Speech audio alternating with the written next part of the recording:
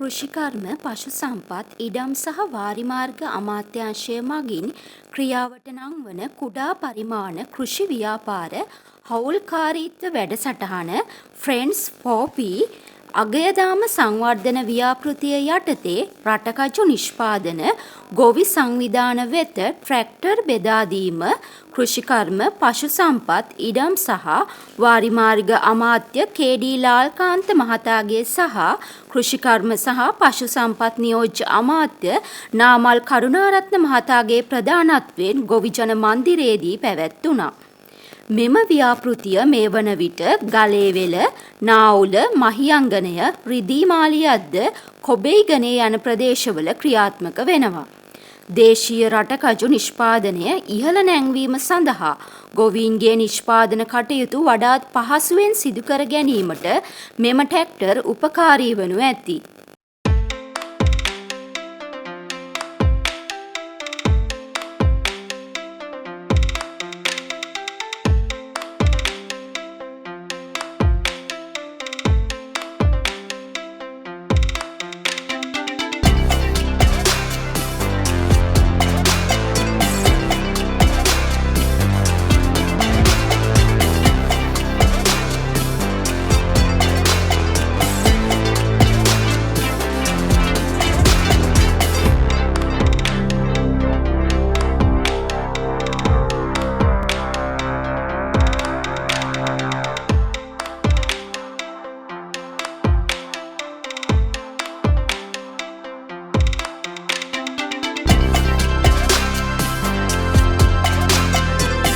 ශ්‍රී ලංකාවට ඇත්තටම ලැබිලා තියෙන්නේ ණය ආධාර වශයෙන්. මේ ව්‍යාපෘති සඳහා වැය කරන සියලුම දේවල් රටේ සමස්ත ජනතාවම දායකත්වය ලබනවා එම ණය මුදල් පියවීම සඳහා. නමුත් මේ ව්‍යාපෘති වලින් අපි අදහස් කරන්නේ ප්‍රාදේශීය වශයෙන් අපේ ජීවත් වන අපේ කෘෂිකර්මයේ නිරෙන ජනතාවට එක සැරේට විශාල ශක්තියක් දෙන්නේ. ඔවුන් තාක්ෂණය අතින් අලුත් මානයකට යොමු කරන්නේ. ඔවුන් අලුත් තාක්ෂණයත් එක්ක තම නිෂ්පාදන ක්‍රම වැඩි කර ගන්න සහ ඔවුන්ගේ ජීවන තත්ත්වය ඉහළනවා. ඒතර අද මෙතනත් අපි ට්‍රැක්ටර් 5ක් මම හිතන්නේ තෝරා ගැනීමේදී මේ රටකජු වගාව කරන ඒ ගොවි සමිති සඳහා ලබා දෙන්නේ. මොකද රටකජු වගාව අපි තාම ස්වයං පෝෂිත නැහැ.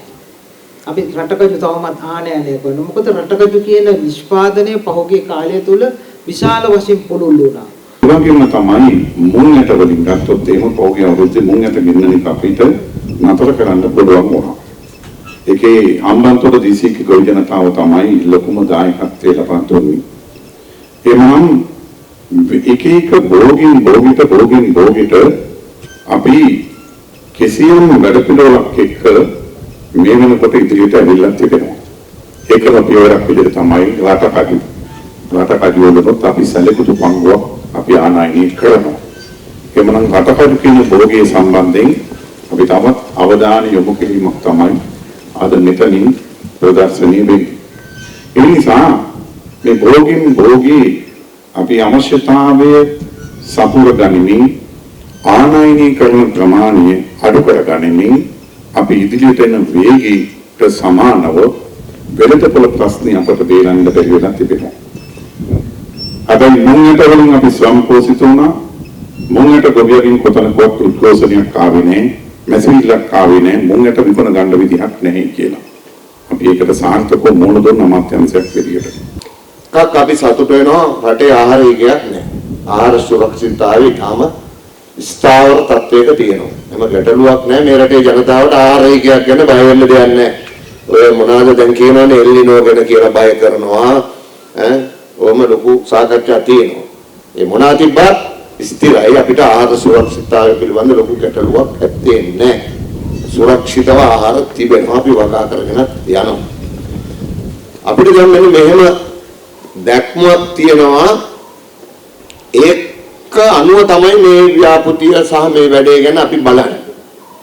රටකජුම ගමුකෝ. අපිට ඕන අපි කෘෂිකාර්මික රටක් කියලා කිව්වට අපි රටකජු පිට රටින් ගේනවා. අර ලොකු එකක් ගේනවා පොඩි එකක් ගේනවා. නමුත් අපේ රටේ රටකජු රසයි. ගුණාත්මකයි. අපිට අර පිටින් ගේන ටික නවත්ත ගන්න පුළුවන් නම් හොඳයි.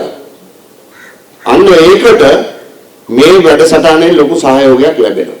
එහෙනම් මේක අපේ ජාතික වැඩ පිළිවෙලත් එක්ක අනන්‍යයි.